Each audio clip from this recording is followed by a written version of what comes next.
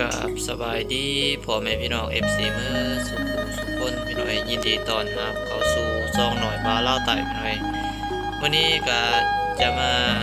อัปเดตให้พี่น้องได้มาเบิกมาส้มมาติดตามรับส้มพี่น้อยภาพบรรยากาศการนำไห้นำหน้าพี่น้อยเมื่อนี้ก็ทางครอบครัวหน่อยบ้าเล่าไต่ก็ได้หาแห่งงานคนเป็นมือสุดท้ายพี่น้อยมาช่วยดับหน้าพี่น้อยหรือว่ามาบ้านคนพี่น้อยมาจากทำส้มให้คือคนหนึ่งวันละเท่าใดพี่น้อยก็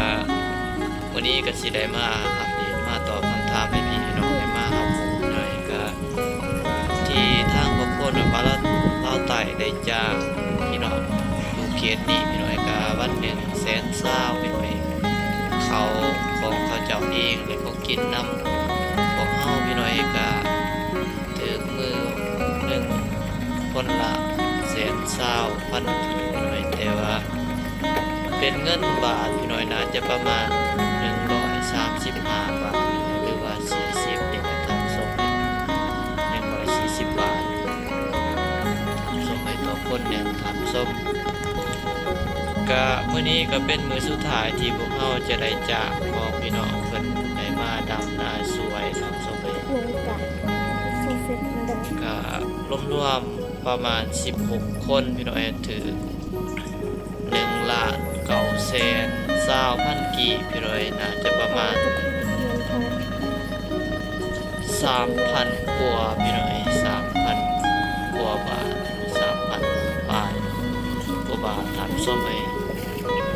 เป็นเงินบาททำส้มเอง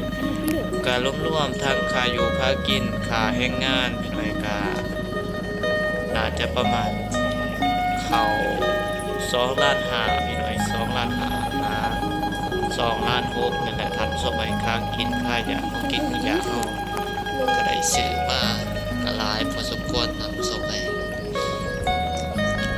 ก็ประมาณนี้พี่น้องของเขาเจ้าก็มาดำหน้ากับพี่น้องสุดเผาเราพี่น้อยก็เขาเจ้าก็ดำหน้าไวพอสมควรทำส้มเอง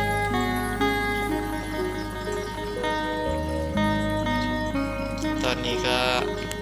บรรยากาศยามแรงพี่น้อยตอนเช้าหน่อยเพราะเราไต่กับบริถ่ายทำส้มเพราะว่าเฮากะบนกับเวียกกับงานของเราเองครับสมัยก็แต่ทางให้ขาดหน้าพี่น้องเองเพื่อให้มันตัวมันทันกับพี่น้องเพิ่นได้ปักดำนะครับสมัย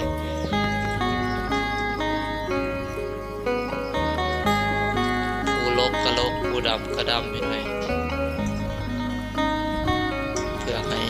แปลว่ามันถ่วงมันทันแหละพี่น้องถ้าว่าเฮาบ่ลบก็มีแต่ดำกับบ่มีกาดำที่พี่น้องเขาต้องแบ่งกันลกเนดำเนพี่น้อยผู้ลกก็ลกผู้ดำก็ดำพี่น้อยตอนนี้ก็ยังอยู่ประมาณ 6-7 ไห่พี่น้อย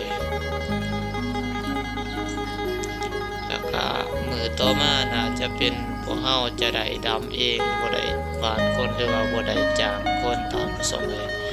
เพราะว่ามันพอกระเทือนพี่น้อยถ้าว่าเฮาจ้างเขาจะเอาเก้าก็มันก็ไปวางรูปมันแหละพี่น้อยมันก็บ่หอดมือพี่น้อยเฮาก็เสียดายเงินเด้พี่น้อยถ้าว่า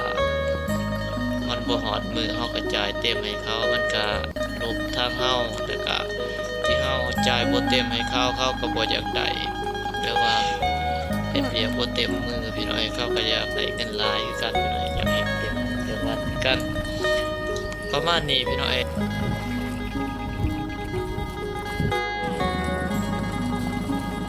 พี่น้อยตอนนี้ก็